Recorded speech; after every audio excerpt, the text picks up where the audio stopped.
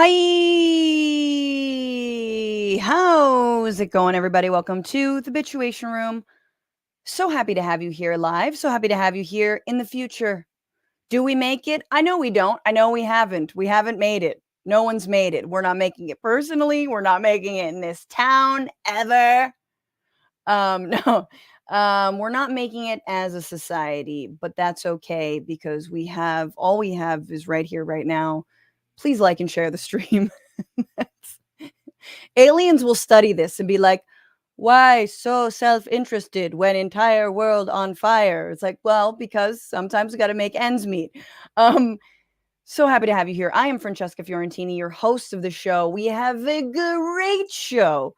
So much to talk about. Different buckets, we're talking about everything from, massacres in refugee camps to Father's Day. Everything from Eric Adams being the worst thing that's ever happened to New York, even though he sort of touted 9/11 as a thing that could happen to you on a day in New York City. Hey, who knows what's around the corner? I was around the corner on that day, in fact. Not good. Wasn't fun. 2 stars on Yelp. You know what I'm saying? Because my guest is Olayemi Olurin, who's going to be here, public defender, also a commentator, covering the criminal justice system, specifically in New York City and New York State. Done incredible writing around Rikers Prison, and is just kind of such a lightning rod, such an important voice, and to speak back and clap back at a lot of this BS crime narrative that we hear so much from Republicans and Democrats alike. So really excited to have her back on the show. It's been a while, and you're gonna want to stay tuned. And I swear to God, if she stands me up, I take back everything I ever said about. No, we'll just get her on again, and I'll do the show alone. It's fine. But again, if you're listening as a podcast, make sure to rate this podcast. Give it 5 stars. We've decided that if you write something sweet, we've got like 978 sweet things.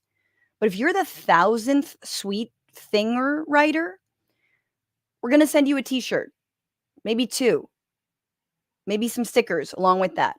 So write this podcast a review, leave your, you can leave your name or leave, a note or whatever to let us know it's you. And then we'll spend like months hunting you down and then, shove a t-shirt in your face. It'll be great.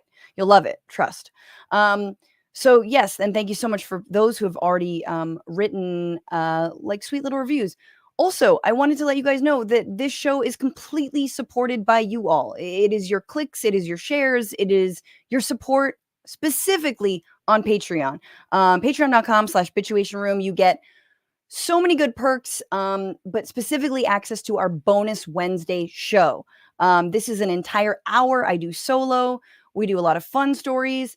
We do also not so fun stories. We talked about the proto-natalist movement not so long ago, and it was such a long article that I forgot to read the part where the father open hand slaps his 2-year-old kid, even though he's like trying to bring more children into this world, I guess, to hit. So that was a fun little tidbit we didn't quite get to, but there's just, it's a good time. So patreon.com/Bitchuation Room is where you go to support this little labor of love with our small but mighty team. And thank you so much for people who've been members. If you are a member at the $10 tier, you get a special shout out. I can sweeten that deal. I don't know, a birthday shout out too. Maybe that's your birthday. It's your patron birthday. Also, discounts on the American Prospect magazine, which I write for regularly. Also, 20% off all merch if you want yourself a little t-shirt and you don't want to write the podcast or review. I get it. And so many things. Final announcement before we get into what we're bitching about. Matt Lieb, my husband, and I are going to be in Chicago for the DNC. Not at it, but around it at the Lincoln Lodge on August 19th and August 20th for a live Bitchuation Room / Bad Hasbara podcast. That's on Monday. And then it's just stand-up, just fun, just a night of fun. No politics, except for the things that might be in my set. But co-headlining also the Lincoln Lodge. There's not tons of seats in the Lincoln Lodge, but it's a great spot. So I'm really excited to go there and support it and to bring all y'all out, everyone in Chicago and the surrounding area. So you can click the links in the description wherever you're listening or watching this, and they'll be there. And I hope to see you there. And with that, let's get into it. Let us get into what we're bitching about.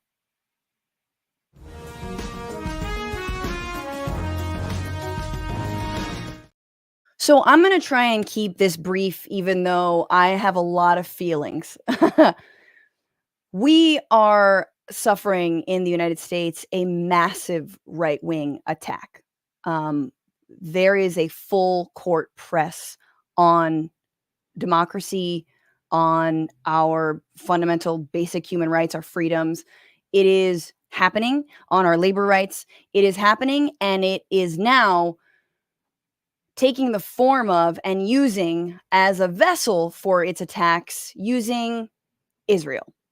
That's right. And this week we know, thanks to some reporting by Politico, some reporting by Truthout, some reporting by Jacobin, just how much the right is donating to pro-Israel causes in order to not just prop up this genocide, not just prop up militarism abroad to make hand over fist money on weapon sales and whatnot, not just to support this ethno state that, Republicans, slobber over in envy, but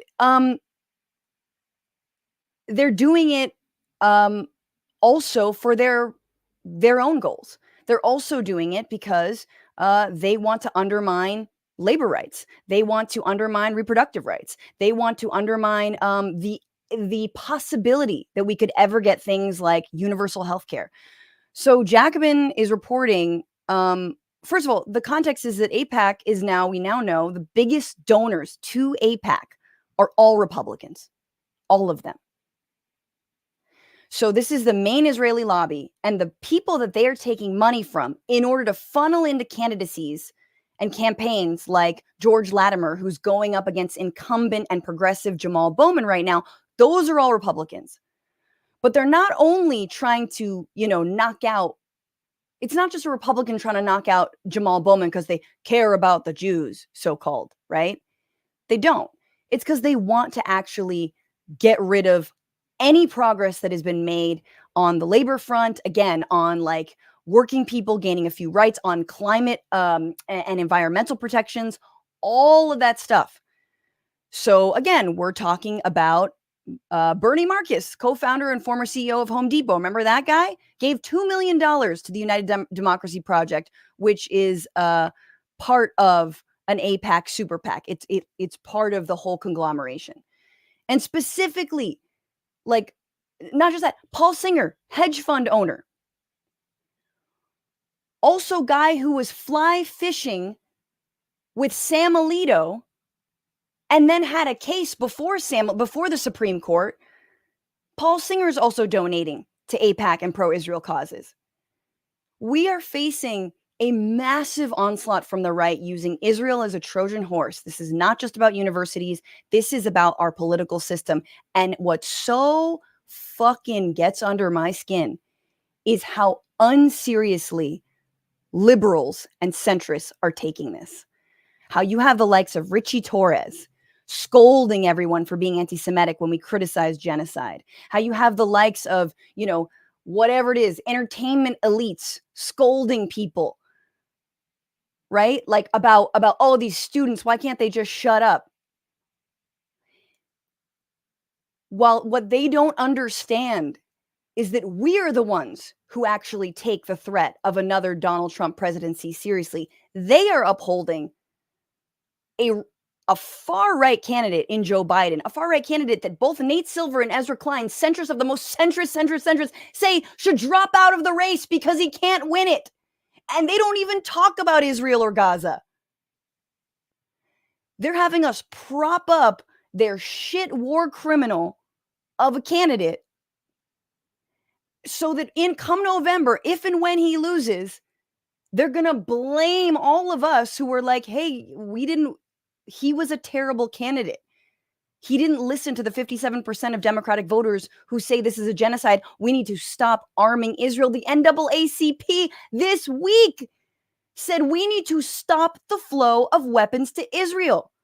How much more can you lose? You've got a U.S. Army Army strategist resigning, a Jewish general resigning over Biden's policies in Gaza. How many more signs do you need? But no, you've got centrist libs attaching themselves to a right-wing outlet, to a right-wing cause, which is this genocide, which is the state of Israel.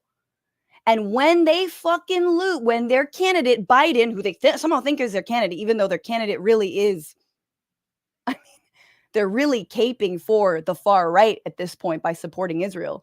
When that guy loses, which, like I've said, I'm not looking forward to. I don't want him to lose. I don't think he deserves to win, but I don't want him to lose.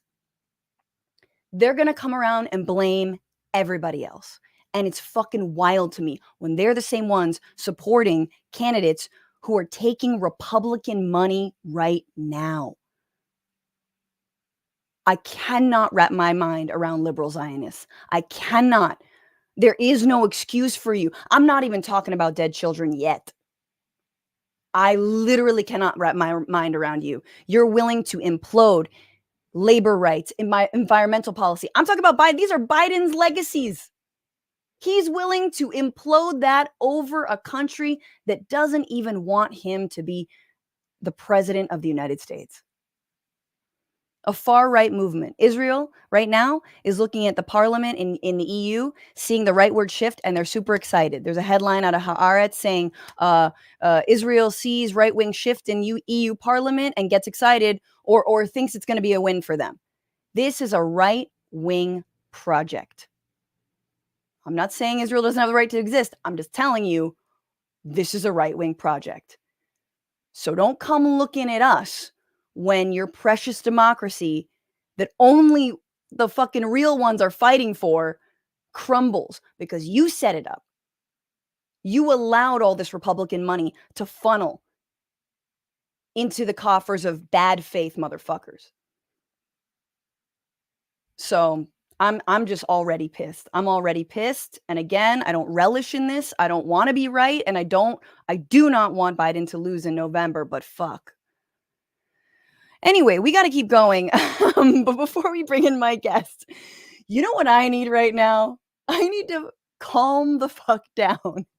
And for me, and this is true, CBD products are immensely helpful for me, especially when it comes to, like, somehow when I talk politics after like 7 at night, my mind is just like da, da, da, da, da, da, da, da, da, and I cannot sleep. So Sunset Lake CBD, a wonderful company and sponsor of this show, is my go-to for sleeping. They have these gummies that are slow release gummies that have CBD, CBN, and melatonin. I love them. They really, really help and work for me. Hang on, let me get this up here. Their coupon code is usually Frantifa for 20% off your order, but right now they're having this tincture sale. So you can get 30% off all of their tinctures. And again, their tinctures are more fast acting. You put them on your tongue.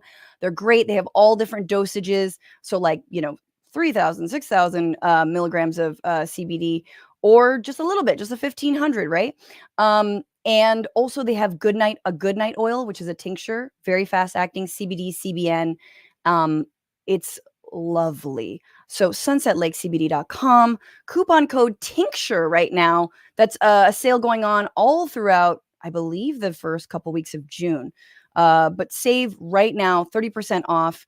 And yeah, holler. And with that, let me bring in to calm my ass down, in addition to some CBD.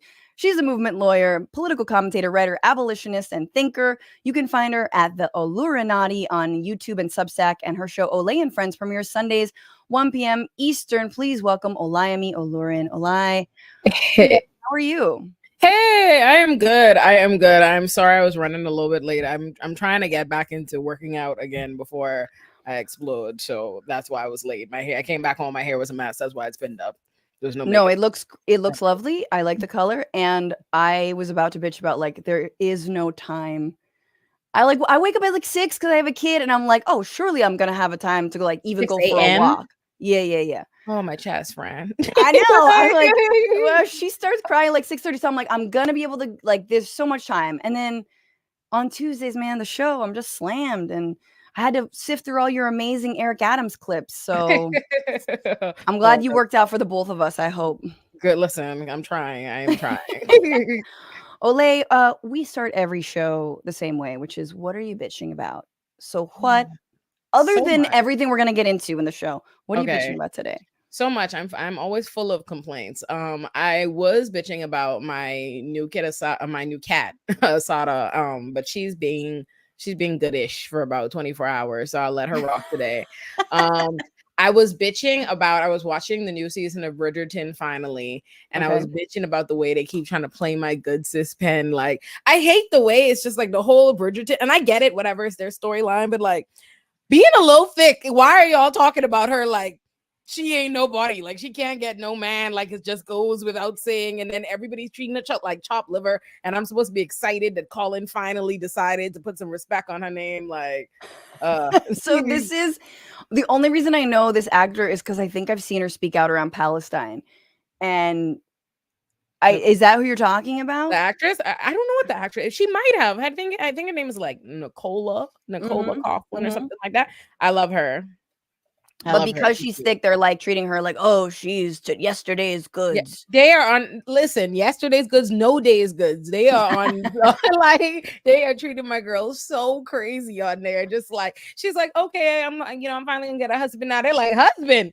Bitch, what? No, not no husband for you. Sit down. I'm like, this is crazy. Like, even in the Bridgerton world, which I know upsets a lot of obviously like racial norms around, like whatever, old English high society, and they still are like kind of fat phobic. Oh, not like, come on now. Kind of. Very fat phobic. It's almost like, I feel, first of all, I don't know where the rumor, and I'm going to consider it a rumor even if officials said it at this point, but I don't know where this rumor started that Bridgerton is like sans racism. And I feel like they said that just so like people would be like, okay, it's fine that you have like one black person in court, but like, how do you figure? I'm like, how? All of the black characters are relegated to all of the roles that black people are in real life. Like, oh, really? Think about it. All right. Every single man that's royalty in the court, the kingdom, the palace, whatever the fuck, they're all running around fucking bitches, yada yada, doing whatever. But the only one that they spent like an entire season talking about like a dog was the Black Duke in season 1. It's like, oh, they're like, and then I'm like, okay, then they get them 2 Indians come and they're like, like they're treating them like shit, like they can't get a partner. I'm like, what are we talking about? Like, all the regular prejudices are right there. Still exist. Now, does that make it seem like almost more like realistic, where you're like, well, at least there's a little bit of honesty because or is it like that defeats the purpose of what maybe Bridgerton was supposed to be, which is like, I don't think Bridgerton is deep enough for anybody to act like it's defeating any purposes. Like, I don't know why people be like watching it like it's trying to do something truly groundbreaking. Like, it's a show in old like styled clothing of people finding a husband. That's the show. Like, that's the whole fucking, every there's naked butts. There's boy butts. And it's not like it's trying to do something new. Every season we give you a couple to focus on, and they're gonna get together. Ta-da! Like, that's it. Like, and then they hear the sidelines of the other like rich and well-to-do people dealing with their day-to-day struggles. So for me, it's like, I don't think it's worth having like the kind of socio-political analysis people be trying to have a Bridgerton, where they're trying to like either absolve it or defend it. I'm like, who gives a fuck? It's a show about trying to find a spouse. Just watch it and enjoy it. Totally. Yes. It is exactly what people tune into these like why am I blanking on the Victorian dramas for, which is just who in high society is going to marry who in high society, and somehow we're interested in that. And they got me locked in season 2 because they were acting. Okay, I think season 2 is the best season. Yes, I know all the white women love season 1 because they were like in love with the Duke, but season 2. All right. The guy, the star, I don't remember the names of the Bridgerton boys right now, but the one that's the star of season 2, that motherfucker was acting his ass off. Okay. When I say he needed every award they had, like, oh, just amazing. So all right, well, maybe I'll have to get into it. I like gave it a little bit and I was like, nah. No, not season 1. I don't think you need it. I don't think you need it in your life, Fran. I was busy. I finished watching shows, and so I was like, all right. Well, maybe I need it in my life, because what's in my life viewing wise is just like, ooh, the Kevin Spacey documentary. Oh, stress. I haven't seen that. Was it good? I mean, it's depressing because it's just like all of the people he victimized. I mean, it's in the way that, when you watch the like R. Kelly documentary, you're just like, make it stop. Please stop. Did they cancel Kevin Spacey? Because it felt like he only got soft canceled, but then he got soft canceled. He's on Piers Morgan right now. Like Kevin Spacey's like, he wasn't actually convicted in any court, any court of law. So, but he owes Netflix a ton of money. It's a whole thing. Let's move on. Let's move on. Like we move on from Bridgerton season 1, and get into much more. God, I don't want to talk about this, but let's do, a couple news items, because this is the week where.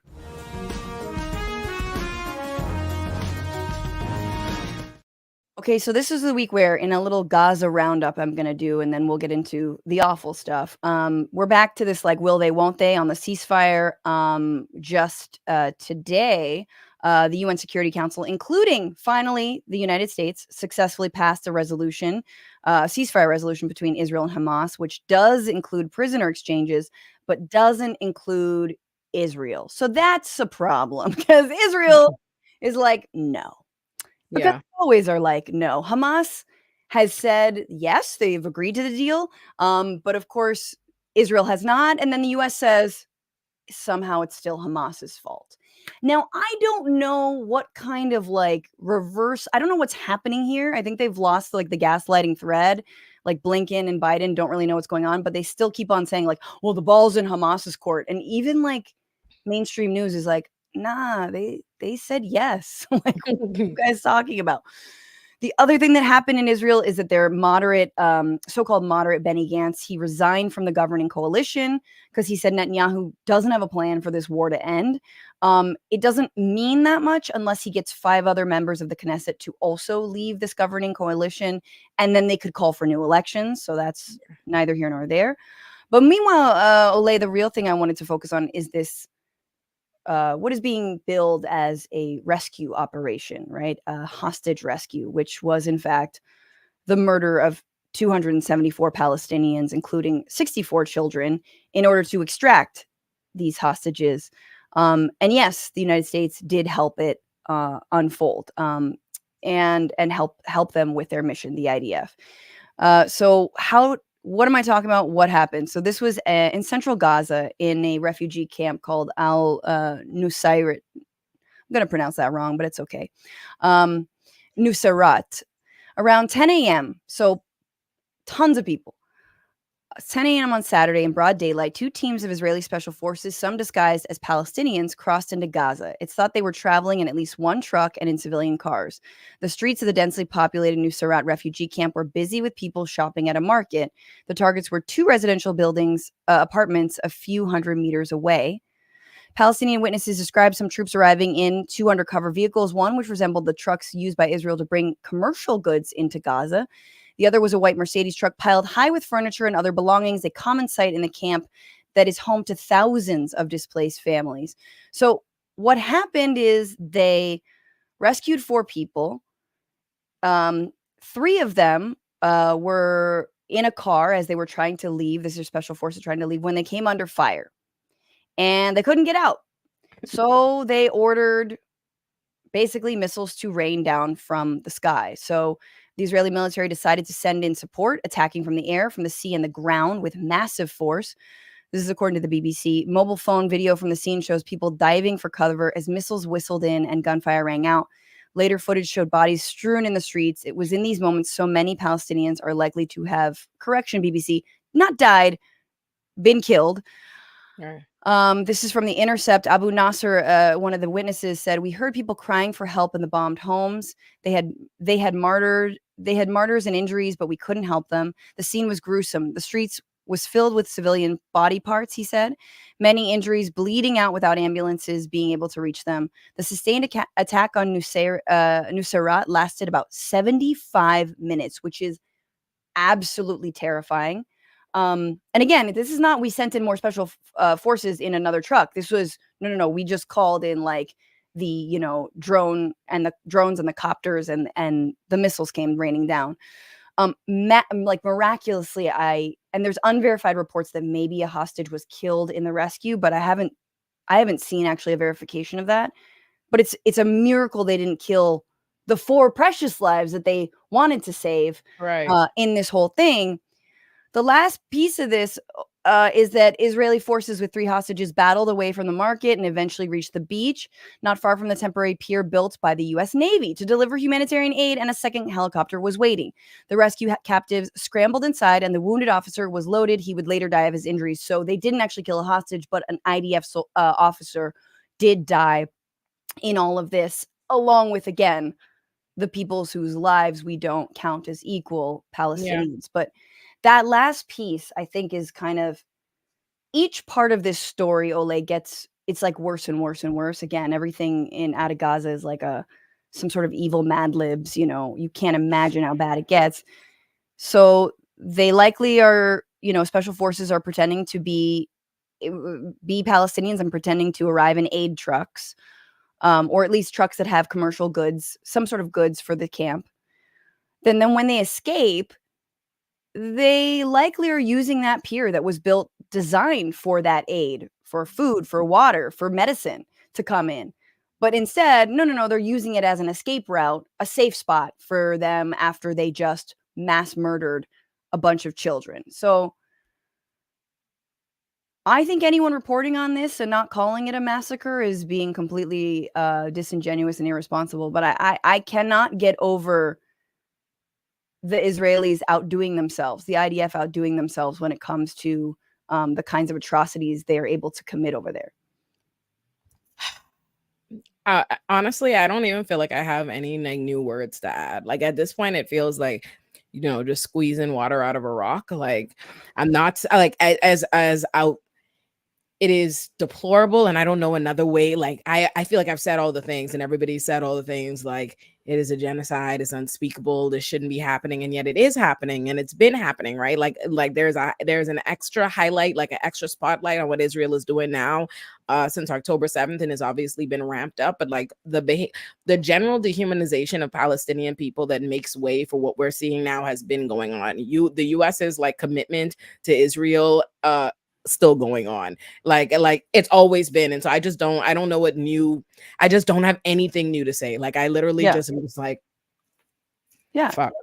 Yeah, absolutely. I mean, I think that the new part is like this is what they see as a victory. Like the IDF sees it as a victory. Biden administration put out a statement that did not mention the 274 and plus 700 wounded lives that were, snuffed out here. They're just like, yay, okay, the hostages are back. We welcome them back. That's the U.S. It makes me think of Cat Williams had a joke back in the day. Like when one of his stand-ups, he had a joke like he's like, if you hear the way that the U.S. talks about war, they'd be like, today we killed this many insurgents, and you're like, I don't know no insurgents. Meanwhile, they're actually talking about civilians and people. Like there's always been what the U.S. government, like that's what the U.S. does. Is what these world powers do. That's what these countries do. Right? Is like they decide who doesn't matter, and the media gets on board with them. People get on board with them, and that's how they're fed to. So it's like. It doesn't shock me, right? It's just like a larger scale of when police kill people here and it's there was an officer involved shooting or blah blah blah. Like they always find this language to dehumanize and disregard the lives, because what they're telling you aloud is they don't care about all the Palestinian lives that are being lost, right? What they're saying is the lives that are valuable are the lives of the Israeli people or the hostage or those hostages, but they don't care about it.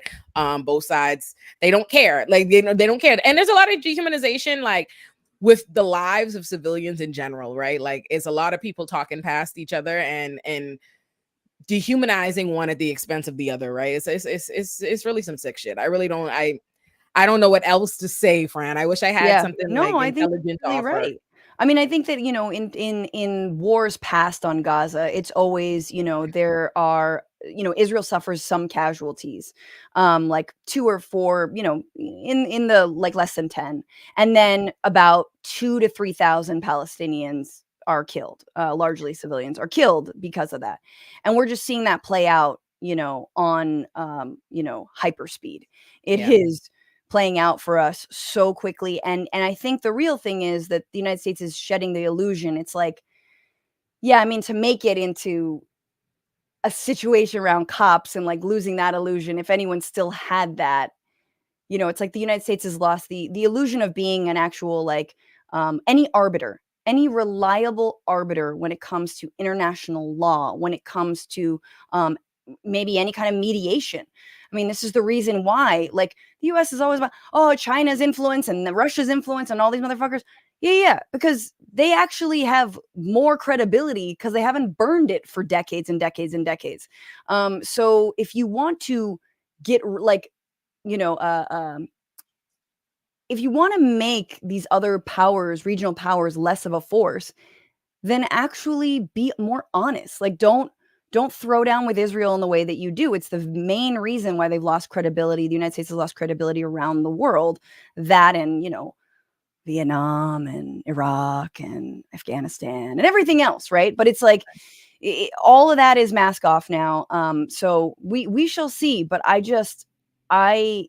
think it's so disgusting to celebrate the return of 4 hostages.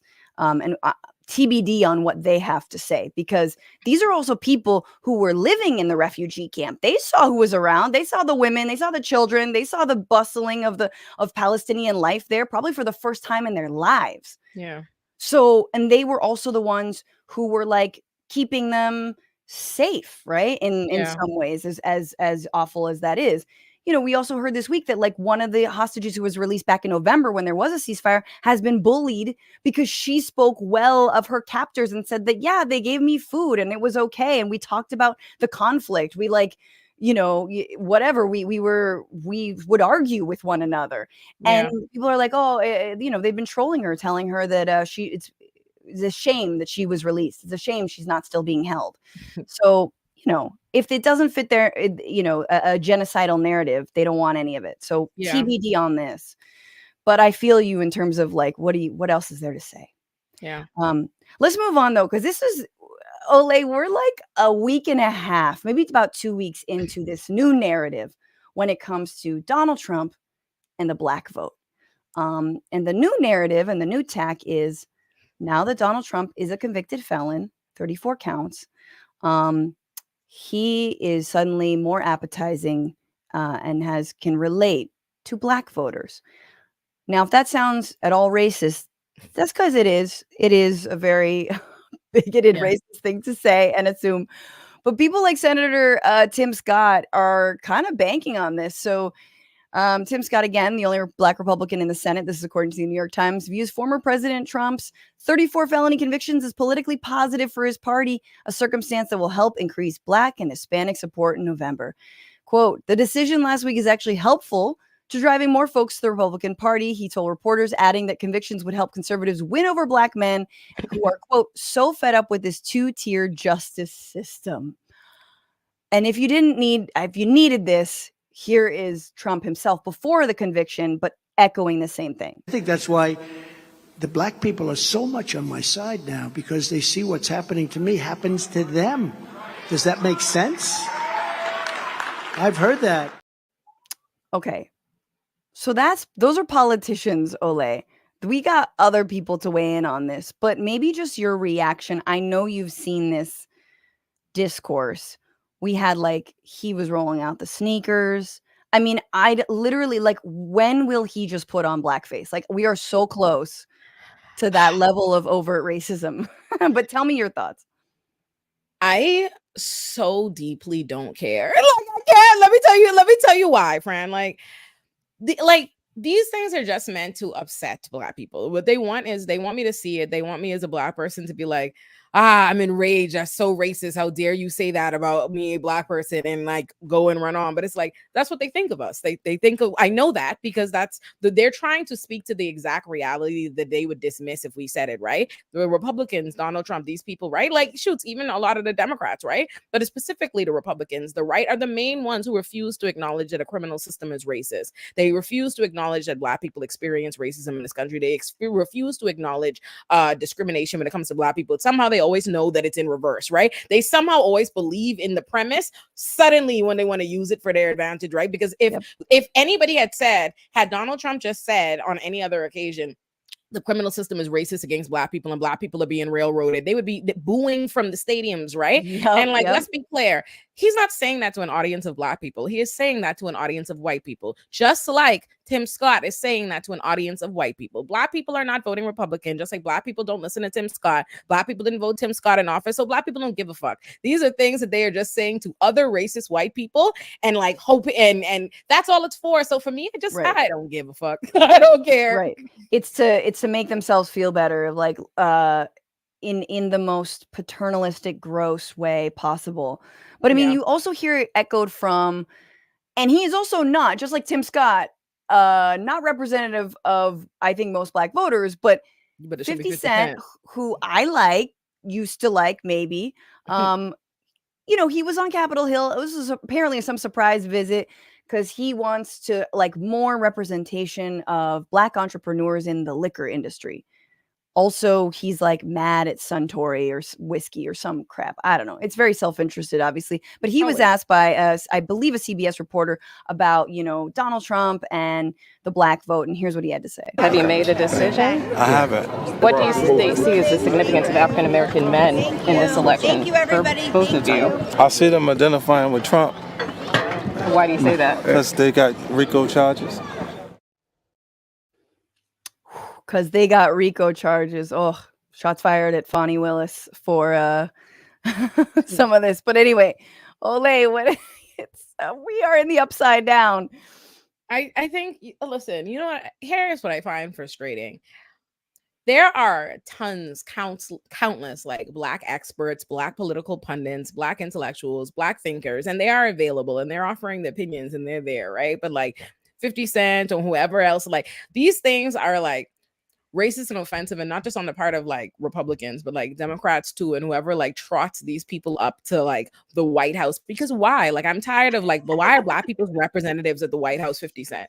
And like, I don't even mean that to like 50 Cent is trolling and 50 Cent doesn't give a fuck. It's important to remember that. Like, and I don't have a problem with 50 Cent in terms of what 50 Cent is, like what he is there for. I have 2 of 50 Cent's books on my bookcase, which is how I know for a fact 50 Cent don't give a fuck. Like, this is absolutely 50 Cent is trolling. 50 Cent is looking for the attention and whatever comes with his own commercial interests. And if you ever read his own words, he'd be the first one to tell you that that's his priority. So he's not being serious. But the problem is that that's what gets used as though to represent Black America, right? And they never care. They don't seem to care about the Black Congress. Like, they don't care about your Black congressmen like Jamal Bowman who don't support that. They don't care about the Black thinkers. They don't care about the Black pundits. They don't care about that. But it's like, oh, 50 Cent said it. 50 Cent and Donald Trump. So like, the Black perspective has been heard. So it's like, I'm not even gonna.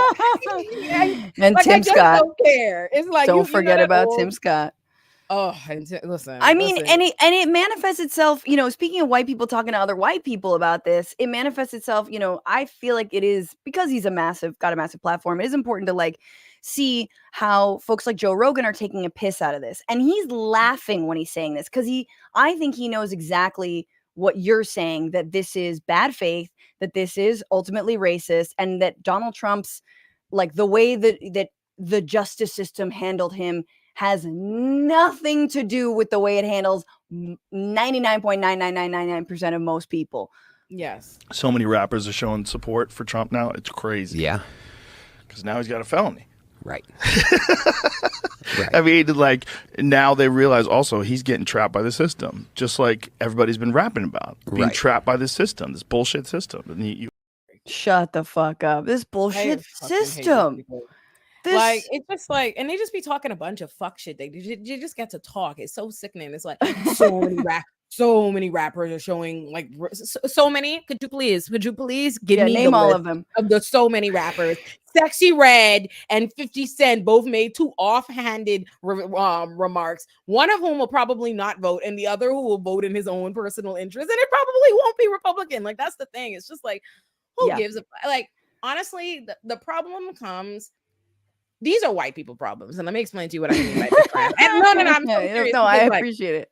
They're talking to white people. They are talking for white people. And these are people that white people have platformed. Joe Rogan is up there because white people listen to him like fucking gospel, right? Donald Trump, that's white people's own. That's all this. These are internal, in-house white problems. And that's why all these racist, stupid ass things keep getting said. But they are not going to upset me because I've been black my whole life. I already know. Like, so I'm just not, I just don't care. Follow up, Ole.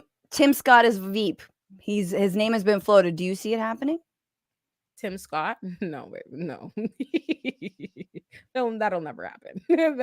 That'll never happen. And Donald Trump would be sinking his campaign, but that'll never happen because listen, there's a thing, right? Let me give you the scholarly analysis of it, right? There's a book called Faces at the Bottom of the Well by critical race theorist Derek Bell. And he would talk about how there's always like the best way to describe the phenomenon is there's always a black person willing to go speak against the group, to go be the token in hopes that like by forsaking the larger group of black people, white people, specifically racist, will embrace you as like, thank you for parroting that talking point, for being the black person that'll say the thing like, oh, as a black person, I don't think this is racist. As a black person, I don't think this is a problem. As a black person, I like this, right? And the problem with that is the cost for doing business in that lane is way too high. Like what happens to like how Ben Carson and Herman Cain and Stacey Dash and Omarosa and all these people get discarded. They get discarded. They will never be rewarded. There is no reward that great for doing that, selling out your community. So no, Tim Scott will only be someone who in 4 years, if you say Tim Scott's name, people will have to think twice. The same way if I say Herman Cain, you're like, is that him or Ben Carson? He alive? He dead? You're not sure. Exactly. So, that's Faces at the Bottom of the Well. That is a chilling title. Yeah, it's a great book.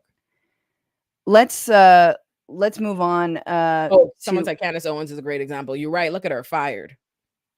Well, yeah. I mean, Candace Owens is such an interesting little case study because she is so dumb. She's so dumb, and she's also like didn't get the memo around Israel and like is like too dumb to know how to play along, but then also is anti-Semitic. So that's like, really all it is. Like that's pure. The only reason she isn't on board with her like usual tenets of white supremacy is because she's so fucking anti-Semitic. Exactly. Like it's only just one like lane of bigotry preventing her from being on her usual crusade of bigotry. And I don't want people keep mistaking. I hate when people act as though they need to propel a bigot's point of view. And when it's like, a broken clock is right. I want you to know that there are millions of people who support Palestine and have the right understanding of why they should be pro-Palestine without being anti-Semitic or against Jewish people. And it's not that fucking bigoted dumb bitch over there. I promise you, like, you don't need to give her any credit. It's not coming from a good place. It's nothing more but anti-fucking Semitism. That's it. She's an anti-Semitic. Yes, 100%. But she's also dumb because she was Tucker Carlson. I'll give him credit. He's an anti-Semite through and through. Like he's a super like he's not even really like his whole thing is making fun of like all the university leaders because they're like, they were the ones who let in the DEI and the CRT and the other acronyms. He's basically like parroting Great Replacement theory, saying like the Jews were the ones to bring in all the people of color and whatnot, and all the immigrants. And Candace was like, their interview was so sad because she was slow on the uptake. Like she didn't really get that he was trying to do great replacement theory. She's otherwise right in lockstep. I mean, and what I'm saying is like, say what you will about like the right, at least those two are actually like genuinely like anti-Semites. The rest are like, no, we're pretending we like Jews for now. Yeah. Until the rapture. Right. But let's move on, because it has been a few months. Yes. It's been since March that I wanted to get you on the show to discuss, to break down not just obviously your incredible can I call it a debate? Your incredible discussion with Mayor Eric Adams on the Breakfast Club in March, but then also just talk to you more broadly about what is going on with the crime narrative really that's taken a hold of the country, but specifically focused on New York. But let's talk about your interview. If people haven't watched it, I would encourage everyone to go to Olay's YouTube channel, Olurinati on YouTube, because Olay breaks it down.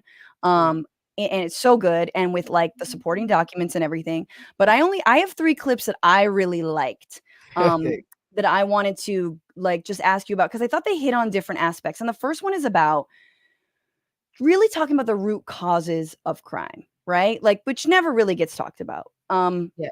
And how when he came into the mayor's office, it was off the back of the pandemic. The pandemic's still going on.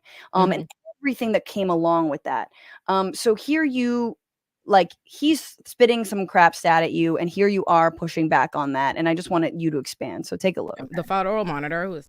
Never mind. Here we go. Because when I came to this city, we had a 40% increase in crime, and most of that crime, Black and brown communities. You became mayor after a global pandemic in which there was record unemployment, business loss, homelessness, and you're not drawing that connection to it. You're making no. But what I'm saying is crime is connected to what is happening in the city and the experiences of people. This is the most expensive city in the world. We had a global pandemic where businesses closed and people were out of work. So if you saw crime, it was connected to that. But you're saying also private sector jobs. Come on. Also, you're saying that you've turned it around, NYPD's abuses. But just last year, we paid out $150 million in settling police misconduct from NYPD, and that was double the number. That's double the number in police misconduct since you became mayor. I noticed something. Okay, so he's like turning around. I noticed something else. You pivot that a little bit into, like obviously the massive amount of money that New York has to pay out because of the NYPD's misconduct, but you really focus it on like trying to, and he agrees with you. He's like, I know, yes, and unemployment. Because he agrees with me when he thinks it's going to be an excuse for why he hasn't done it, right? He like latches onto it. I want to be clear, like before that clip even happens, what he's actually doing is being like, we turned this city around. It's amazing. Da, da, da, da, da, da. And then once I'm like, no, you didn't. Like, look at all these bad, like all this. And he's like, oh, I inherited a disaster, blah, blah, blah, blah, blah, right? Like I've only been, and I always think that's funny because like a friend of mine made the point, I didn't even say it in that interview, but like he's more than halfway through his term. Literally almost done, and he's talking like he just got there. Like, oh, give me a second. Like, what would I evaluate your tenure as mayor by other than what you did as mayor? Like, right. Absolutely. Okay. No, well, and he contradicts himself a lot in your interview with him and your discussion with him. He contradicts himself on like whether or not subways are safe. Yes, no, whether or not crime, whether it's it's going up or people should be afraid, they shouldn't be afraid. He contradicts himself about programs at Rikers prison, whether they're good, bad, whether he cut them. Like he was like, oh, I did all these programs. I was like, that's not true. You cut the programs. And he was like, programs are bad. These people want to get. Exactly. He's like, literally, they wanted me to pay their money. He's like, if they cared about people, why would they don't want to do this for free, brother? Exactly. He flips it on you a million times. But I did like that moment because it showed that beyond like these temporary fix-its, which the cops really are when it comes to our actual public safety, you're looking at maybe some of the reasons that there was a little bit of a spike in crime in terms of like the joblessness and homelessness and all this. And like you try to kind of get through to him. And I feel like we still do not get through to people about these root causes. And a lot of folks are like, yeah. But it's like, no. When people can't live indoors, they have to be outside. And also they're not harming anybody except maybe themselves. They're at the whim of, of other violence. So I really appreciated that. I also wanted to move into, I guess maybe this part where you talk about how he spreads a lot of rhetoric around crime in New York, and that he is basically in lockstep around fomenting some of this fear. Yeah. And which, again, he's trying to have it both ways, because through this interview, he's like, I turned around, everything's good. But also, people are scared. It's bad. And you're like, well, which is it? What do you mean? Is it good or bad? Or you fix it or not? Safe or not safe? Safe or not safe? And then you specifically note how the NYPD, and I'd like you to expand on this, is spreading this rhetoric itself and then wiping their own crimes under the rug. Like just a day before this interview, killing a 19-year-old in Queens whose mother was begging them not to shoot. Take a look. NYPD on their own Twitter pages that are posting and sensationalizing crime. And I said this at the beginning. You said that there's a difference between perception and reality, how people feel afraid versus how safe New York actually is. And I agree with you, but I said that it's your own rhetoric and NYPD's rhetoric that plays into that. And you did it just now, because the reality is a condition of release for everybody, for every crime, whether it be non-bail eligible or bail eligible, is that if you commit a crime and you're rearrested, that you bail can and will be set on you. So that's the first thing. Second of all, they have conducted multiple studies, but the Brennan Center literally just put out one. Less than 2% of anybody in New York City that's released on bail is rearrested for any violent crime. More importantly, in the same breath that you want to sensationalize, we want to highlight and point out, an officer was killed the other day, which is a rare occurrence across the United States, but let alone in New York. New York police officers have killed at least 7 people this year, including a 19-year-old. An NYPD officer killed a 19-year-old in Queens yesterday. I'm not going to dismiss the loss of a life of an innocent person that wears a uniform to protect us. But you do, of the 31 people dead at Rikers and the 19-year-old killed yesterday. I love how he's engaging in this a little bit, like, do you condemn Hamas? Like in terms of like valuing life, right? There's a little bit of a like, well, I cannot move past this police officer who was, killed in the line of duty. And it's almost like he's reacting to the fact that you didn't stop and say, may he rest in peace, like something like this, right? It's a dog whistle. It's like a dog whistle, right? He immediately goes, I don't want to be taking you out of context, sister, as though you don't value this police officer. It's a very clear, like literally bat signal in the sky, and it's very obvious that that's what he was doing then. That's why I said that's not going to work on me, Mayor. And immediately after that interview ends, he runs to New York Post and Fox News to like make that same argument that I don't value this officer. The problem with a person like Eric Adams and dealing, I think, in that conversation, in that moment we were having, is Eric Adams doesn't care anything about power and being reelected. That's all he cares about. He could care less about people. He could care less about like the constituents. So he's not answerable to them. So he thinks dealing with someone like me, I'm not a politician. I'm not running for office, and I'm never going to run for office. So I have no desire to see him pro-police. That's only effective if I were a politician in the middle of a re-election campaign. Then I'd feel like, oh my God forbid you shine this dog whistle to make these people have the argument that I'm not like pro-police, or I'm not willing to like value this police officer's life over all of the people that are dying pre-trial, over all of the people that NYPD are killing, over all of the people that NYPD are brutalizing. And I don't. I'm totally fine with that. You cannot tell me that you don't care. You have nothing to say. He literally never said, he never acknowledged Wynn Rosario, which was the name of the 19-year-old that was killed by NYPD the night before. And, luckily, I will say, the family did reach out to, the family told Eliel Cruz, I think, who let me know that they were like, they really appreciated me bringing it up, because they think otherwise Mayor Adams would have never ever acknowledged it, even after the body footage came out and it was horrific. So yeah, he's a snake, right? And I just think it's beautiful that people get to see it. I think they get to see in real time how he is, like, just well, the fact that he had to go to the New York Post and other media outlets and freak out about this one moment that you weren't even slipping like at all, just shows you how much you handed his ass to him in this interview. And a lot of people reported on that. But I did want to ask about, like, for people who don't know, the NYPD and Mayor Eric Adams broadly, in terms of like ratcheting up unfounded fear about crime.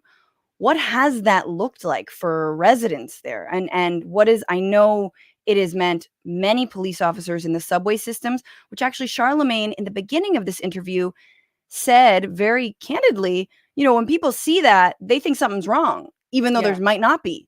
And he's like, it seems like it's a bad thing. It makes people feel like, what's going on? This is, is this not safe?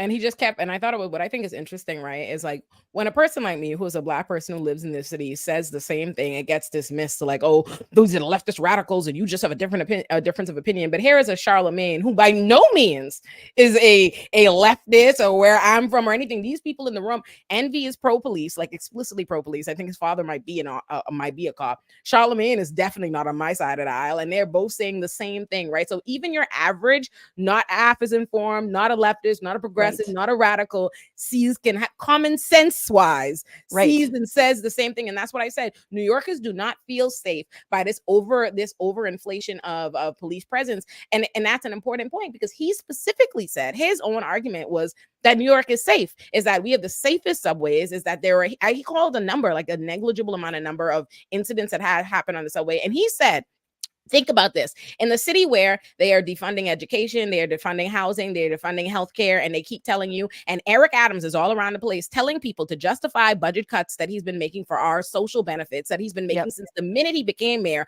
to justify those budget cuts that he already was going to make, and he keeps making. He says that it's because of the migrants, right? That we don't have any money for any of our social welfare, so that people, marginalized people that he's not serving, can turn their ire at migrants, at more marginalized people, right? He says that it's because the money's being spent on migrants. But why is it that you're, by your own admission, Mayor Adams, you're telling us that we don't need these police, that these police are just here because there is a perception of fear? So you are spending money that apparently you do not have to give us for education that we actually need, for healthcare that we actually need, for housing that we actually need, for libraries, for parks that we actually need. But you're telling me that you're using it for the appearance of safety, when here are Black New Yorkers in the room, other Black people telling you it makes no one feel safer. So what you're telling me is you are wasting our fucking money on bullshit for your boys in blue. That's what you're telling me. I feel like maybe that was the one thing you left on the table, even though you literally did everything in that interview. But I think that's really important to say, is that no, he wants to pay for the illusion that something is being done when it's actually unnecessary. Again, this is not actually helping anybody. You and even in that interview, I think it was Head Start programs that have been cut, and other like early childhood education programs that have been cut for New York City. Let's talk about that migrant stuff, right? Where does Eric Adams fit on this? Because it feels like he is. It's not that he's susceptible to the right wing argument. I think he is a right winger, so he's using. Right. So he's using the influx of migrants from countries like Venezuela or Haiti as a way to, like you're saying, funnel money out of public services only, like education, healthcare, whatever, housing, and into the cops. But what else is going on that we need to know here? Like what, he says he's been lobbying DC and Biden and do something about this. And obviously Biden's answered the call, because now I guess seeking asylum is illegal. Yeah. So as it was under Trump. But maybe just give us a sense about like, how does his like bullshit tough on crime stuff, like, how does that dovetail with the migrants? I mean, it feels like he's playing people off each other. He's just so full of shit. It's just like he's so full of shit. And it's unfortunate, right? Because it's hard for people to believe that their elected officials and people that they've given power just sit there and tell them outright lies. But that's what he's doing. That is all that he's doing. And the problem is people can't recognize when they have two devils, right? Like what Eric Adams did. And he did it in that interview, and he does it a lot. He will point to a Greg Abbott. He'll be like Greg Abbott, a name that people know as wicked towards migrants, and people, which he is. He's a fucking wicked demon. And so is Eric Adams. Just because the demons aren't friends with each other does not make them not demons, right? So, so what he does is he says to Black people, like, it's intentional. If you notice, it's important to me to analyze how Eric Adams talks depending on where he is. But he gets on that Black outlet. Whenever you hear him talking about migrants, it's just outright fuck the migrants, this, and the next thing, right? And it's, they're coming from these countries. It's all these dog whistles about danger. But originally, before I pushed him, he started out his discussion of migrants on that interview by basically trying to be like, to say that other people like Greg Abbott are demonizing these migrants from these areas. He's doing the Gavin Newsom thing. And he proceeds to end up, I end up talking him into doing the same thing in the interview that he always does, right? But he will say to Black people, he will have Black people believe, and the argument that he made, because Black people are susceptible to this, is by saying, oh, Greg Abbott, they're going after all the black politicians. They're going after all the black mayors. They're trying to make the black mayors look bad. So he's sending this guy that we know is a white right-wing racist is sending all these migrants here and all this media attention to. And so black people who know it is true that black people are criticized or that black people in power. And so black people who are not as familiar with what Eric Adams is doing policy-wise, they're not familiar with what he's saying when he's not on the black outlets, when he's talking to the white people. And so they think, oh, damn, that's what's happening. When in reality, Greg Abbott hates migrants, and so does Eric Adams. Greg Abbott don't like black people, and neither does Eric Adams, right? Like there's a different problems, different places. So that's what's going on there. Yes, no, I mean, a tale as old as time, right? It's just like playing the kind of like, the sort of almost, the uninformed voter who just like cursorily knows, Greg Abbott worse, right? Ron DeSantis worse, but he's simultaneously like he's trying to get rid of migrants as fast as he can. And I think also kind of making the same mistake that Biden does.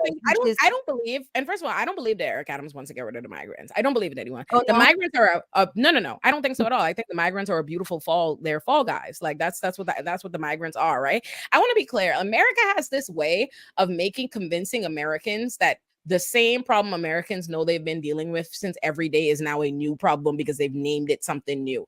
America is a country that advertises itself to the entire rest of the world as a melting pot. This New York City is a city filled with people of migrant background immigrants. We're talking to one right here, like I live in Little Haiti. I live in Little Caribbean. Most of New Yorkers are of like literally are from all over the world, right? Like only suddenly, isn't it interesting that we get this right-wing suddenly everyone's talking about migrants. Suddenly we have a fucking migrant crisis. Oh, big crisis. It's the same way I just did a Greg Abbott expose on my channel, right?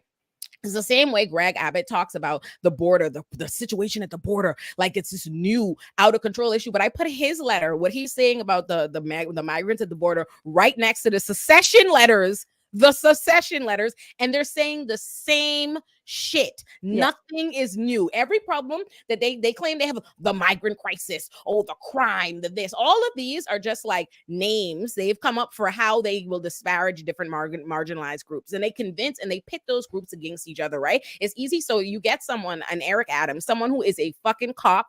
He is a cop. He is a former registered Republican. He only became a registered Democrat in order to become to go into politics, right? So you've got a cop mayor who is anti-black in so many ways that I have actually articulated for you. I encourage everybody to watch my Eric Adams expose. And then he gets everybody goes, oh, hey, I'm not doing things. Don't mind. You don't need to hear about all the people I'm letting die pre-trial. You don't need to hear about all the money that I'm cutting, and you don't need to hear about all the stop and frisk that I put in place. You don't need to hear about all these dangerous units that I put in black and brown neighborhoods to brutalize them.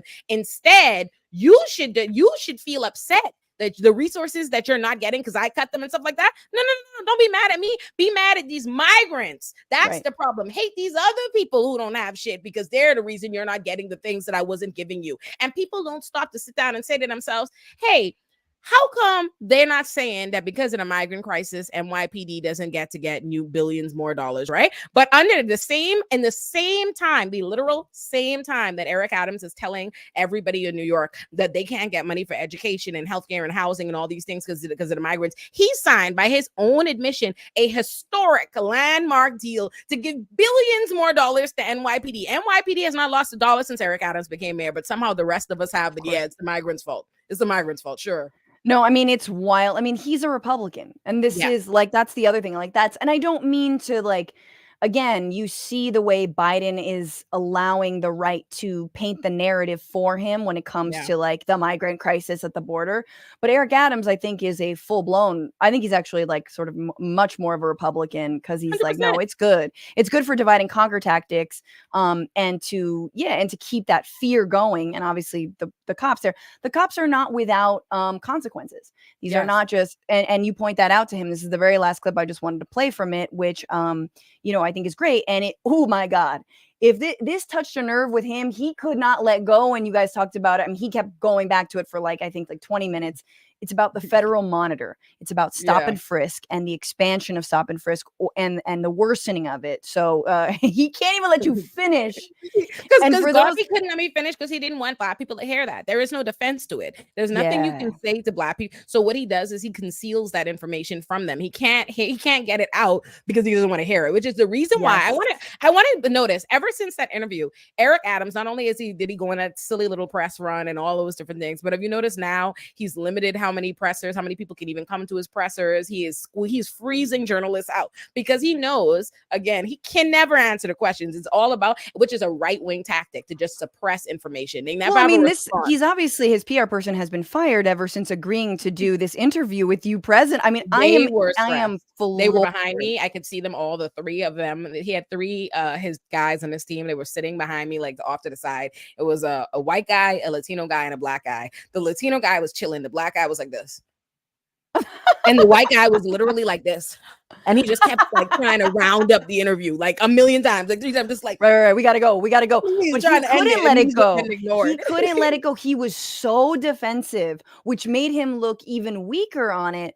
And you let him speak. I will give you, like, I think there was moments where you're just like, honestly, there's so much bullshit coming out of his mouth. I'm just gonna let him like go. Honestly, it's best. Like I for me, it was Eric Adams, and despite what, you know, the people who just want to be against me and like to say, Eric Adams talks for the majority runtime of that interview. I let him talk, because I think it's important for people to hear him. Like a lot of sometimes, you know, what they say to us in court when becoming lawyers is like the best thing to know is to know when not to speak, or to let these people say, like, let them answer. The answer is worse. Like, you ever seen a witness? If a witness on the stand is falling apart, or like, you know, showing themselves to not have a great character, whatever, that's what you want to happen. There's no reason for me to cut off his tirade, because it's important for y'all to see how this man is doing everything he can to dance around the fucking point, to avoid it. Like, all that's beautiful. Like, my mommy was so upset. My parents were so upset about the sexism of it all. I was like, that is wonderful. Like, that is amazing. Like, see it on display. Does it get, like, it's so much easier to show you something than it is to explain it to you. So for me, it's like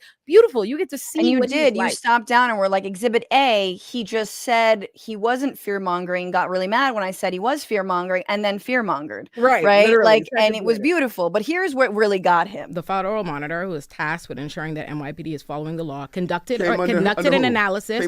Conducted an analysis that happened 8 years ago, but they're still here monitoring what you're doing. And they said that you have brought back stop and frisk policies that are worse than they saw even during the Bloomberg era. But more importantly, they analyzed the neighborhood Show me that. I could show you the report is available, and I know it's been available to you because your spokesperson has commented on it. They did an analysis of over 10 precincts, you can't keep putting 10 out different stuff precincts. That is factual. There's a federal monitor reporting to Judge T. Swain on it and presenting the information. They said that, yes, listen, let me finish so you can peel it back. They conducted an analysis of 10 different precincts, and of the stops of 10 different precincts, they found that 97% of them, by the way, of the neighborhood safety teams that were disbanded in 2020 because of their disproportionate abuse against Black and Hispanic people that you revived, they analyzed 10 of those different neighborhood safety teams and found that they're conducting 97% of their stops on Black and brown people, and a quarter of them are unconstitutional. That's what the federal monitor said, not me. And then he, first of all, peel it back is a phrase he starts using initially, like, you know, I'm going to peel it back. And then he shuts up when you were like, listen, and then you can peel it back if that's your favorite thing to do. Right. And then he has to like sit there and listen to you like saying it. So, I mean, this is the other thing that, like, you know, even Trump has this perception that New York is crime ridden, right? When he himself got his felony convictions, he immediately starts like, you know, brain melty babbling. They don't have that perception. They say that these are all dog whistles because these are urban cities. These are cities where people like me live. They don't have that perception because, you know what's funny? Half of these politicians and pundits that are always telling you, that always seem to want to fearmonger about New York, LA, all these liberal, you know what all those cities have in common? They have Black people and them. They live in those fucking cities. Right. All over the goddamn place. So it's like they say that nonsense, but they don't believe it. And you know they don't believe it because in their lived experiences, they live there. And then in our statistical experience, New York City is safer than half of these Republican areas and all these red states per capita. There's way more crime and things that happen there. I think it's like Louisville, Isn't like Louisville got like horrible murder rates? I don't know. I'm sorry, Listen, Louisville, if I'm doing you wrong if here, you're but like slaughtering Louisville. right, but it is not New York or LA or these like so-called blue cities, but you're absolutely right. And it's across the board. It's Republican, it's Democrat. It's mostly homeowners who think that the worst thing about like homelessness, for example, is that they have to see it. And we've talked about or that homelessness is a natural indicator of crime, even though it's not. I wish we would listen. Honestly, I really, truly wish we would listen less to these people. It's like the other day, I remember that, in my neighborhood, there were 2 little missing girls that I ended up went on a quest. These 2 little girls I found to like help them get back home. But in the course of it, there was this white lady. I live in a black neighborhood. I live in Little Haiti, Little Caribbean. There are no like there are barely any white people here, and they're not supposed to be. Like, but there was this one white woman I ran into, and it was me and her like helping find take these kids back. But she just moved into the neighborhood, and she was like saying to the kids like, oh, this neighborhood is not safe. This is not safe. This is not a safe. My son neighborhood is incredibly safe. And it's like, what the fuck are you doing here? Like, and this is a serious question. Like, why are you opting to go into our neighborhoods, gentrify our communities, and then complain about crime and it's not safe and just make up all this shit you've never experienced? And it's because the not safe they're referring to, the crime that they fear are seeing us. So like it's seeing us in our neighborhoods because that's really what it is. Like even half the time when they tell you the same people who are constantly fear-mongering, trying to tell you that it's about their fear, it's because they're afraid and they want to be safe, tell you that the crime is happening in our black on black neighborhoods, or our black on black crime, it's happening in our neighborhoods. So if it's happening in my neighborhoods and it's happening apparently by us and to us, how are you the spokesperson? How is your fear the thing that's being prioritized above everything? What are you afraid of, and why did the police need to be in my neighborhood? Yeah, no, when I was recently, I was in Crown Heights. I always make fun of how gentrification in New York is like it's just like no lube, you know what I mean? There's just they do it like different cities do it different ways. I feel like LA there's a little more lube. New York is like bam, and we're gonna Whole Foods you like raw dog, you know, it's really bad. And I remember one of the last times I was in New York, I saw like it was a corner house, clearly recently gentrified in Crown Heights, I think it was, and it was just like white family having a picnic outside, and I was like, damn, you know, and good for them, I guess. Like I wish them nothing but good things. I'm not saying they're evil people, but goddamn, you know, like it is and I do think that gentrification is a form of violence. I don't think it is you know, I wouldn't say that it means you're like killing people. But I do think it's a form of violence, and I do feel like given the amount of inequality in some of these cities, including LA, you know, the fact that the crime rates are actually really low is pretty staggering. Like that actually, you know, I don't know, like like I lived a long time in Buenos Aires, and like some of like the inequality you see there are the things that when I move back here, like we need to actually reframe this. This is not about crime. This is not about whatever public safety. This is about inequality. That's all we are seeing. And the fact that you have to be subjected to that by your eyes, that's also on you. You are contributing to that. Absolutely. Anyway, we have to go to our final segment, which is we have a fun final segment to wrap it up. It's Father's Day on Sunday. Oh, is it?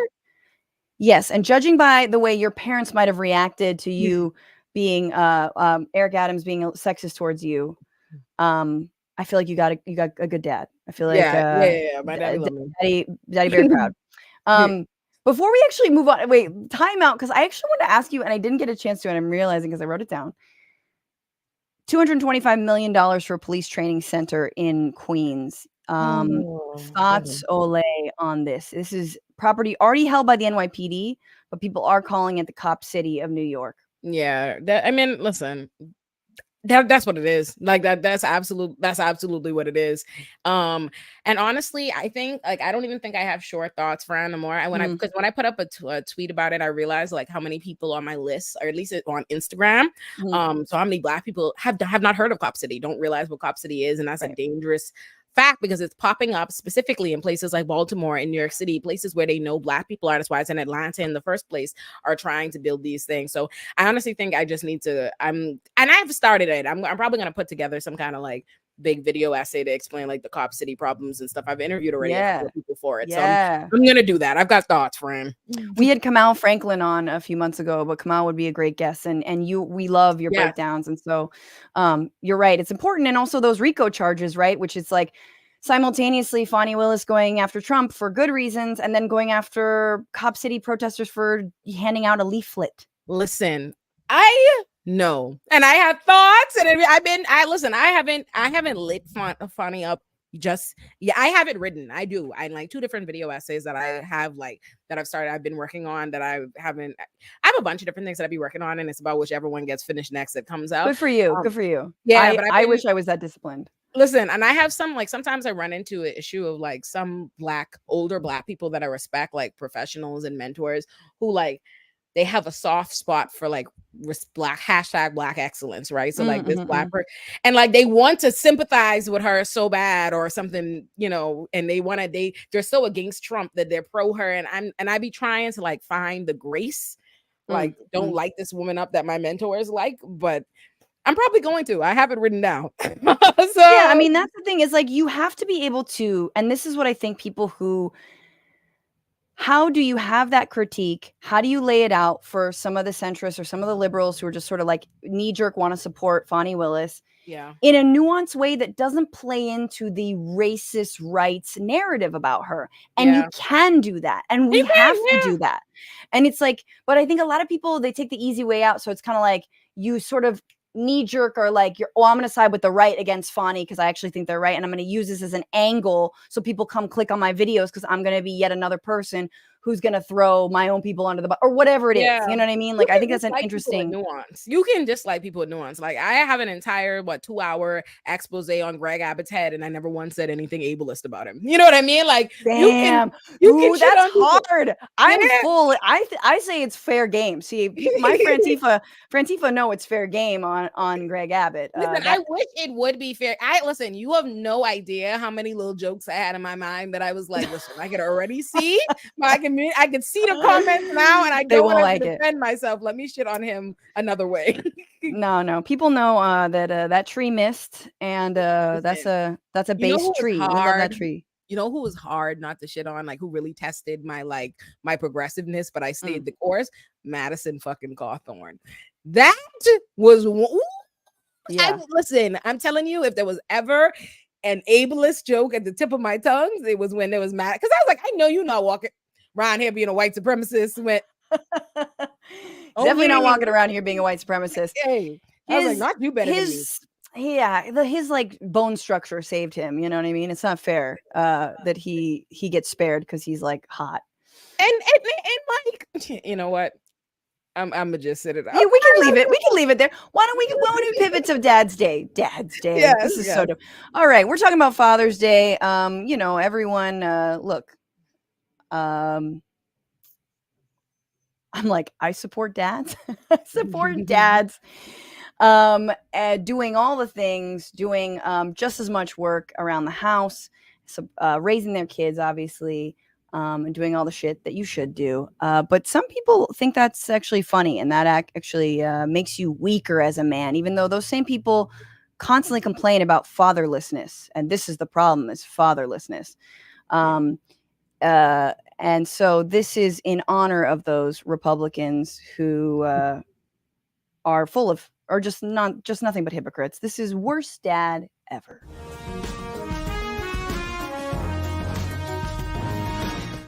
Worst dad ever, Exhibit A, Jesse Waters of Fox News, who was recently on The Five, making fun of someone on their staff, specifically a producer, who took the full 6 weeks of paternity guaranteed to this person through his contract, a fucking labor right, and here he is mocking that. Wait a second. I took 10 days paternity, and even I thought that was way too much. There is someone on the show who will remain nameless as a guy took the full 6 weeks paternity. Mm-hmm. The producer's talking to you. Yeah. Sorry about that. You idiot, as a guy? Oh my God. What are you gonna nurse? I don't let me tell you something. It's every day, it's I see reasons to care. I feel I simultaneously have every day filled with this frustration and feeling that oh, so many people have it hard in this world, and this world is not, and while at the same hand being civilization must fall. Like, there's no way these people. I'm telling you, I hear shit like that, and I just be like, I hate these people. And on top of that, I don't believe. I don't believe that me and them come from the same place. You know, and everybody be like, oh, we're all God's children. I don't believe we all are. Like, I can't believe that. Like, what is that? Like, they can't, God forbid this man going to go raise his child. Like, I mean, I think if you're Jesse Waters' child, you definitely dodged a bullet. Like 10 days was all you could handle with having him around. I think it's better if your parent is is one of these propagandists, you stay out of the house. Maybe you don't come around. Because 6 weeks ain't even no time. Like 6 weeks Nothing. wouldn't be time for me to get my ADHD prescription right, let alone go on with and raise and take care of the child. Like I cannot explain to you. Like it's nothing. It is no time. But if my partner, we don't actually have paid leave because we don't have jobs. So there's that. But if he wouldn't take the full time, that would be it. That'd be like, bye. No, like you're going to take, either you take it all in one chunk or you're going to take it at some points, but you're definitely going to help out with your spawn. And no, it's just so ridiculous. But I feel like my boyfriend, my partner, when we have a baby, is probably going to be like the main one. I feel like I can 100%. Mommy's got to do content right now. My kids are going to, like, I already know that my boyfriend is going to be the like most loved parent. Like, I'm already ready for it. I know he's gonna be the one in the house with them doing dances and cool, fun, happy stuff, and I'm just gonna be like, please, y'all. It's very. You think that about, and then you have a kid, because like I thought I was like, oh, Matt's gonna be the permissive one, whatever she wants, he's gonna give it to her. But like he's always the one who's like, no, and I'm like, honey, we don't do that. Why don't we do this? Or you can have it. Like, I'm like super permissive in things, but he's gonna be like the sweeter one, like, because he's like that. Like with our cats, CJ's the one that's like, Olayemi, they don't eat before 6 o'clock. Stop it. No extra treats. No, he's the one like trying to get me on the discipline, like on like, oh, stick to that. But when it comes to like who's gonna be there with their feelings, like, oh, he's gonna make right. Oh, right. Well, who's gonna make like the doctor's appointments and the dentist appointments, and who's gonna like? I'm gonna make the appointments, but he'll take them to it. I got it. Like that's us. Division. Like I'm organized. Like I'll get us right on that, but he's gonna implement it. I love that. All right. Well, okay. That's contestant for best dad ever or worst dad ever, I guess. Here's another worst dad ever. A little throwback for everybody here, but let's never forget this. Worst dad ever. If Ivanka weren't my daughter, perhaps I'd be dating her. You know. Stop it! Oh, it's so weird.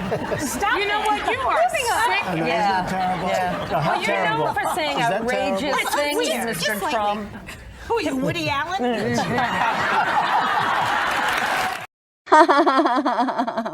So that was Donald Trump on The View a long time ago, not that long ago, saying that if Ivanka's right there. That's so sick and weird. Like that's so sick and weird. Like it's just weird. Like on so many levels. Like how do you go through your life? How your daddy supposed to see you. Like my daddy does not see me with the same eyes that men who are attracted to me see me. That's not how my daddy see me. Like my daddy will see me like dolled up and be like, oh, Olayemi, why do you have all of that on your face? That's how my daddy feels. Like, I'm like, your daddy not supposed to be like, boy, if I could get at that. Like that's not how your That's normal. I think that's normal, Ole. Like that is not normal to lust after your own daughter or to like sexualize them. And it's not normal to sexualize kids. And I feel like this is supposed to be the pedophile fighter. Like the guy is going to be anti-groomer. Like he's been grooming his daughter for so long.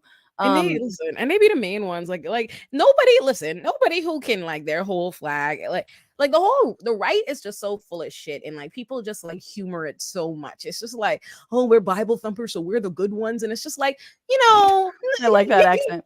Like not for nothing. All the things that they like want to shit on everybody for. I'm like, the Bible thumpers be the main ones guilty. I'm like, y'all talking about, I'm like, we talking about pedophilia and grooming and incest and misogyny and all of Yep. I know a whole lot of Bible thumpers where that come from. Like, but all right. Let the nuns run everything. I say that men shouldn't get to serve in priesthoods anymore.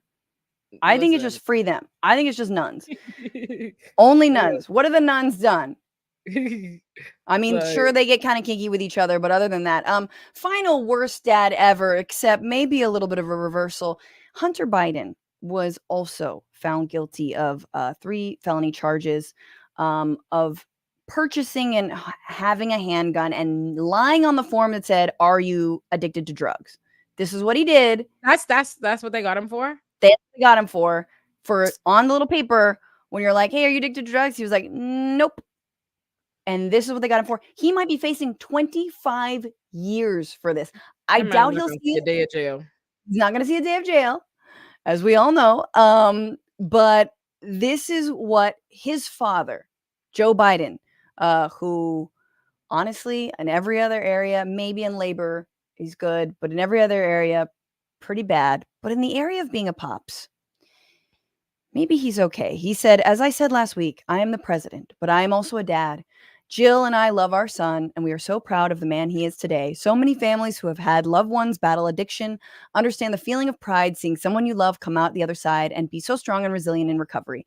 As I also said last week, I will accept the outcome of this case and will continue to respect the judicial process as Hunter considers an appeal. Jill and I will always be there for Hunter and the rest of our family with our love and support. Nothing will ever change that." Bring. Listen, I think I think my take on like Hunter Biden is like nothing the left or the right is going to like, because it's like I don't think anybody's gonna like it, because personally I like, all right, this, first of all, this is a fishing expedition. It always has been, and I don't care about it. Like I try to. What do you mean by that? They just wanted this man. They've been on a get Hunter Biden, like, oh, get his child, and it's just like, it's annoying to me. And I think it's annoying all around. It's like, you don't like the guy, so now you're on his child's dick. And it's like, and as far as you want me to feel and I understand, the leftists who feel like, okay, well, Joe Biden has done this and Joe Biden is this way about the criminal law and blah, blah, blah, blah, blah. And so get his kid. And it's just like, okay. Like, I don't want the system to level up. I want it to level down. Like this idea, like, that's just not the right attitude. Like this one that's like, we gonna get them. I just don't care. Like, beyond just showing people, like, pointing out the hypocrisy, like, these are people who will, like, Joe Biden is someone who will support mass criminalization, and he has none of this grace for people who are accused of criminal crimes or addiction unless it's his son. So if, like, you want to use it to point out the hypocrisy, great, by all means. But overall, just like wanted me to be like, I feel like there are so many things that I could criticize Joe Biden for, like, so many valid, serious things that affect a lot of people. I couldn't begin to give a fuck less about, like, monitoring, like, the amount of grace he has for his son. Like, I expect him to. And doesn't he have a son that's already died? Like, I expect him to support his living son. I don't care. So that's the one. Two, I also, he might have taken more than 10 days of paternity leave, potentially. We don't know. We have to dig into it. But two, yes, please keep going. I just don't give a damn, but I'm consistent, because I didn't give a damn about them prosecuting Trump either. I also think that, like, listen, the fact alone that you have to go on fishing expeditions to find the stupidest, most frivolous, most foolishness to get Trump or a Hunter Biden is a reflection of the fact that we have a criminal system that doesn't like to go after rich, powerful white men in general, period. Because all of the people, if they had been anybody else, if they'd been me or you or whatever, they'd have been got for a million serious things. So I don't give a fuck about, like, I think the Trump case was stupid. Like, I love it for people. If you're excited about it, great. But I thought the Trump thing was pretty dumb. I feel like, and I would think that if it, as a defense attorney, if I saw it, I'd be like, this is a bullshit case. Bullshit case. And I feel the way about Hunter. So I just don't care. But I am not gonna fuck up anybody's day. Enjoy that. Right. You're not gonna yuck their yum if this is their kink. But I think there is something very different about, like, falsifying business records. Like, this is a white collar crime that so many others have gotten away with, that, like, I think that the rich are scared that, like, oh shit, if they actually start, like, this, like, they don't want to get audited, because they're trying to defund the IRS, because if they get audited, they'll see how much the rich just completely lie on their taxes and use a bunch of schemes to get away with paying nothing. That's why I don't like things like this, because I feel like they become, whenever people get these, like, this is them throwing you a bone. Whenever they get stuff like this, people pretend as though it's going to mean something for the larger system, and it doesn't. The fact that you're so excited, people are so excited, is a reflection of the fact that you know that this isn't what the system does, because you're fucking surprised, and it's going to continue to not do that. Hunter Biden is not getting prosecuted because they're going to now start going after other like white men like that, or people who've gotten away with white collar crime. And same thing with a Donald Trump. These are people doing this this is happening for other means, right? And like, that's fine. People can you think it enjoy is politically? I mean, I think that if I think it's politically motivated, oh, absolutely. You think it's politically motivated? I don't know if I can say the same. I don't think I agree with that. I don't think I agree with that on politically motivated. They've been going after Hunter Biden. Hunter Biden, yes. I think Donald Trump. I think they knew that 12 jurors in New York would likely convict him. But I think the idea that it's politically motivated is kind of overblown by the right. On terms of Hunter Biden owning a handgun for 11 days when you lied on a form, I absolutely think this is ticky-tack bullshit, ridiculous. Yeah. But face the music, that's fine. I don't think it's saying something that's politically motivated makes it wrong. I don't think I think the problem with the left and even like and maybe not even the left, because Democrats are more like liberal right, whatever, however you want to say it. I think the problem with them is that the Republicans play the hardest of hardball. They don't give a flying fuck. They will use whatever to their means and they do every kind of evil, wicked thing that they want because they're being politically motivated. I have no problem with people doing things because they're politically motivated for their good ends or whatever. I don't think there's anything wrong with that. I don't mean it in a disparaging way, but I think it's obvious that it is. To me personally, maybe it's because I like my experience of being a political commentator or going on these right-wing shows or hosting things like Rising. Sorry, am I here? Someone was trying to call me and it took me away.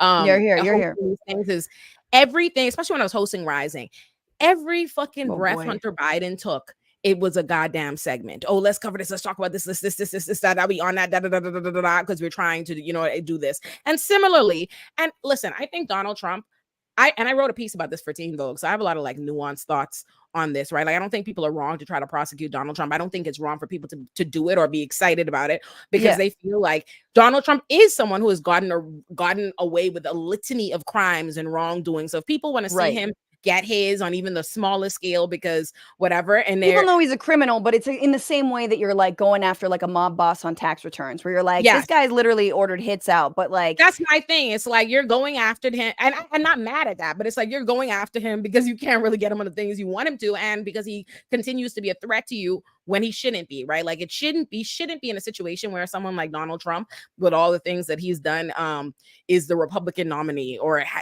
could possibly win a second presidency despite being impeached twice, despite the fact that a overwhelming amount of people believe that he incited an insurrection. He's done all these different things, but Did you say incited an erection? Because I don't think Trump has ever incited an erection. That's hilarious. That's the most funny word slip. That's hilarious.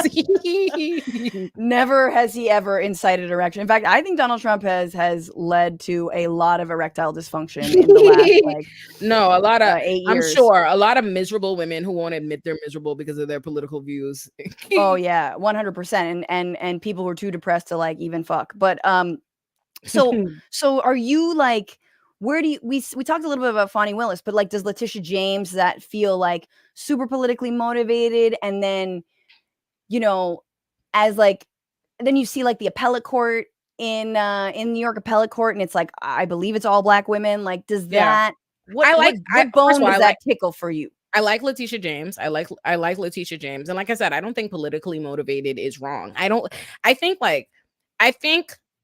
don't know why our side or the left or the Democrats or the progressives or the good, right? Good feels in order to be good, we have to pretend as though we don't have a mission or an agenda or a reason or we don't have the we that annoys me, Ole, because just to push back on this is I have no interface. They don't represent me. You know what I mean? I think Letitia James, that's great. But I don't have any say over New York criminal law or financial law or any of this shit. I don't consider we always talk about how the justice system obviously doesn't work for most people. And so to say that somehow it is a politically motivated to go after Donald Trump, I'm I didn't have any, I don't think most people had a fucking fuck all to do with this. Right. It's and to say that the justice system is weaponized against working people, against people of color every goddamn day. Yes, I don't think it's wrong. Right. So I'm just like, how do you get?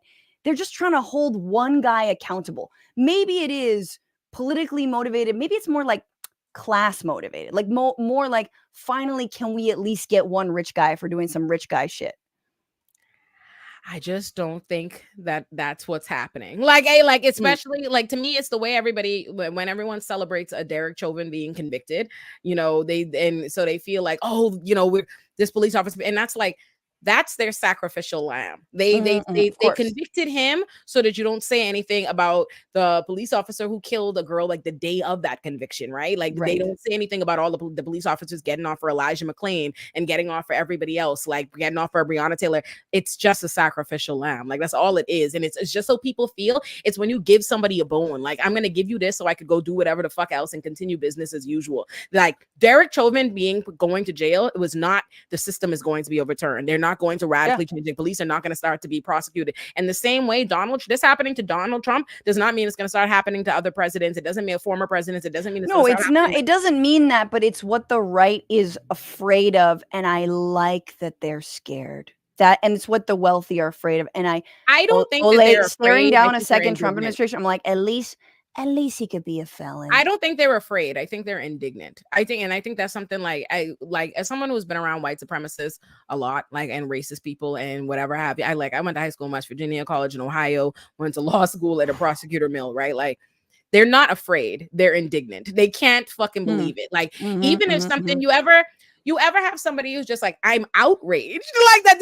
That's what it is. They're just outraged and they see a system that is theirs to weaponize against others being used against them, not because they believe that, like, oh, this is going to be the big, no, they know it's not. They know he's not going to jail. He's still their nominee and he still might become president again. Yep. And they know that. So it's just, they just can't, who the fuck are y'all? Who the fuck are you to use my shit against me? That's all it is. Right. This is our move. You can't have this move. Yeah. Why are you even an attorney general? That's usually our jobs. Yes, that's all. Like, they just like, I can't believe you did this shit, right? Like, and I get it. I've been outraged myself in life before. I know what outrage looks like. And to me, this is outrage. I've been sad before. Things have sucked before. You'll get over it. And you're still in power. Like you can't, it's like, it's like Asada, my cat, my second cat, right? Like, Asada doing me dirty in my house, right? I am not afraid that the cat is going to take over the home or is going to truly like kill me or be a threat to me, but I am fucking outraged at the gall of this bitch to come in my house, you know what I mean, and mistreat me. That's what it is. It's shock. It's outrage. It's not fair. It's You're outrage. A cat. Yeah, like, yeah. Bitch, what you did? You're a cat. I'm the human. It's alpha beta. It's the last scene in Training Day. It's the last scene in Training Day when Denzel is like, y'all do this to me. Put cases on all you bitches. Like, I can't believe it. So that's what I think. Yes, well, they are priming us for him to do exactly what he thinks Donald Trump thinks has been done to him. So yes. Very exciting that Democrats are helping him get a second term. But Olayemi Olurin, you're wonderful. Everybody, tell people where they can find you. Okay, you can find me on all my social media, like Twitter, Instagram, all those places at Miss Olurin. It's on the screen. And you should subscribe to my YouTube channel, Olurinati. I just put out an interview yesterday with Congressman Jamal Bowman. I put out episodes of Olay and Friends every Sunday. But this Saturday, I'm putting out my next Olurinati production, and it's going to be big and fun. It's going to be different, but I'm excited for that. I won't tell y'all what it is, but it's going to be great. So you should subscribe. You should turn big, fun, different. I like that. All right. Hell yeah. Thank you so much for being here, and thank you all for being here as well, and thank you for all your comments and the raid over from the Surfs. Love y'all. Marcus Granger says, Happy Pride. Rachel Atwood, thank you for your super chats. Today we salute Lyra Salis, Italian Antifa MEP. Okay, I gotta look her up. Electron Creations, please get Omar Badr on your show. Cindy, I will try. That would be great. That's a good idea. Thank you. Let's see. Roller Dragon. We're providing much more than arms to Israel. We provide intel, surveillance, targets, ID. This is sick. No, exactly. And that seems like what went down on Saturday in terms of the refugee raid. Donald James, all for 4 hostages. Yeah, 274 lives. Just the extra 4 there. This is to save their lives and to reunite them with their families. We snuffed out 274 people's lives who will never see their families again. Marcos Granger, is there any plan to protest Netanyahu when he comes here to speak in July? I'm pretty sure. I'm pretty sure that's going to be massive. I hope it is. Case Rollins, thank you for the super chat, Fran. Congrats on scaring the right so much. They're bringing you on so often. I love it when they get to hear the truth. You're so good at telling it. Livens up their dust fest. I mean, speaking, this is about Piers Morgan. I don't know, man. I think I'm giving that dude way too much of my energy and my time. This is where I feel. This is where I've landed. I think I'm like, you know what? I got to do things for me. We got to invest more in the Frantifa. Fuck that guy a little bit. I don't know if I really want to go on as much as what I'm trying to tell you. But thank you. When I do go on, I appreciate that there are folks who support me. SHK, a broken clock may be right twice a day, but it's completely useless. The instructor, thank you for being a member on YouTube, which you can totally be and get all the access to the bonus episodes. Again, we're talking like dozens and dozens and dozens. I don't know how many at this point of Wednesday shows, which are a bonus show that are free to stream. But if you want to watch it back or listen back, become a patron or a member or a Twitch sub. And that's how you do that. Instructor says Eric Adams is trying to do as much damage as possible before he gets voted out. Omega Shenron Dragon on Twitch. Olay's never not speaking truth here. I worked alongside schools in New York City, and it was bad enough when the Department of Ed wanted to skate around funding schools in certain marginalized areas, and yet Adams found a reason to cut even more funding. The kids in New York will suffer from this greatly. I mean, I've seen some of those videos of they're like, hey, it's back to school. We have no running water. What? It's terrifying. And over on Twitch, also, Anodyne Quinin says no libraries on Sunday, but $250 million for cop terrorist training camps. That's right. He cut $58 million to libraries, I believe, in New York. And thank you so much, Just Julie, for gifting 5 memberships to the community here. And Devil Dog also for gifting a membership. That's so sweet of you.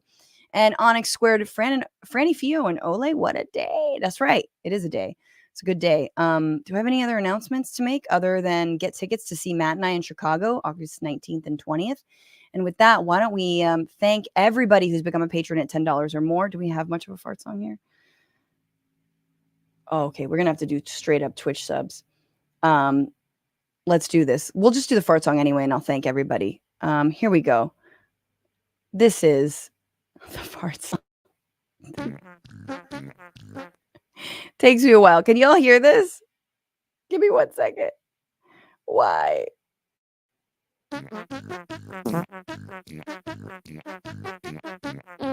Okay, well, I'm going to thank Rosalba on Twitch for resubscribing. I'm going to thank Peg Junk for resubscribing also. It's 8 months strong. Rosalba, 18 months strong. Hamma the C1G, also resubscribed, 18 months strong.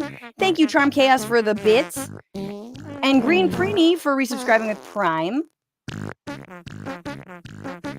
I'm also going to thank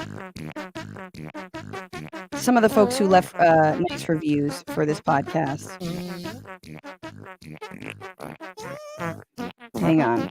It's coming. 978. JS Fam FS. This show is dope, amazing, real, unafraid, for Antifa for life. Limited perspective. Hey, what an awesome podcast. It's thought-provoking, educational, morally sound, and funny too. Love it. Thank you so much. And thanks to Paige Omek, our producer, to Maximilian Inhofe, and to Andy Vasoyan, our editor. Remember, we stream Tuesdays, Wednesdays, Fridays, 1 p.m. Pacific, 4 p.m. Eastern on YouTube and Twitch. And you can always listen back as a podcast to those Tuesdays and Fridays show and the Wednesday show for patrons, patreon.com/Bitchuation Room. And remember to fight the power, fuck the patriarchy, free Palestine, and don't just bitch about it. Be about it. Bye.